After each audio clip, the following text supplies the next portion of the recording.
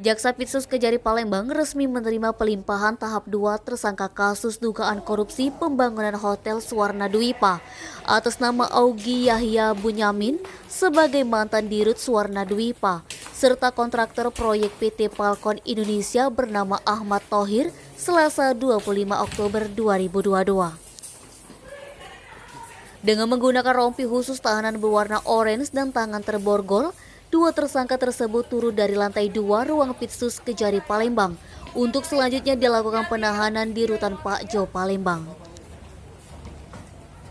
Kasih Intelijen Kejari Palembang M. Fandi Hasibuan menerangkan, kasus yang menjerat dua tersangka tersebut yakni diduga pembangunan renovasi Hotel Suwarna Dwipa dengan pagu anggaran 37 miliar tahun 2016 sampai 2017 tidak sesuai prosedur, serta diduga adanya pengurangan volume proyek yang tidak sesuai dengan laporan tersangka Augie Bunyamin.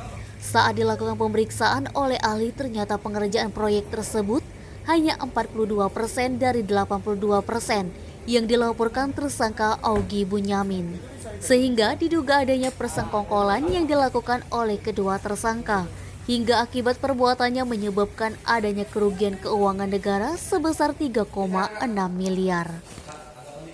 Untuk itu, kedua tersangka dijerat dengan pasal dugaan korupsi primer, pasal 2 atau subsidiar pasal 3, Jo pasal 18 Undang-Undang Nomor 31 Tahun 2009 tentang Tipikor dengan ancaman pidana maksimal 20 tahun penjara.